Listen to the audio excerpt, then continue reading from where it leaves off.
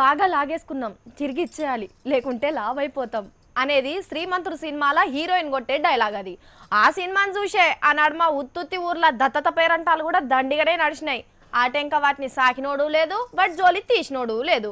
అదంటే సినిమా కాబట్టి డైరెక్టర్ చెప్పినట్టు వినాలే కాబట్టి హీరో దత్తత తీసుకొని ఊరును మార్చిండు. బయట గట్ల ఈరగోల బట్టి తరమే డైరెక్టర్లు ఉండరు కదా. అమెరికాకెళ్లి ఊర్లను దత్తత తీసుకునేందుకు ఊపు మీద ఊరుకొస్తున్నారట అమెరికా ఎన్ఆర్ఐలు. రైతులు బల్మీకి జీవిడుస్తున్న ఊర్ల లెక్కలు బయటికి తీసి 500 ఊర్లను ఉద్ధరించేందుకు ఊపిరి సల్పని ఉత్సాహంతోటి ఉన్నారట. ఊర్లను గుత్తకు వట్టి ఆలతను మారుస్తామని కంకణం కట్టుకుండ్రట India overseas volunteer for better India సంస్థోళ్ళు.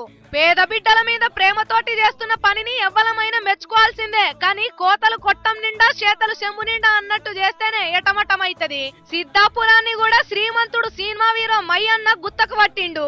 అట్లనే నెల్లూరు జిల్లాల క్రికెట్ ఆటగాడు సచిన్ సారు పుట్టమరాజు వారి కండ్రిగా అనే ఊరిని దత్తత తీసుకుండు. ప్రచారం పావుషేరంత అయింది, పని షటాకంతున్నది. అగో గాతీర్లు కాకుండా చూడాలి సార్లు.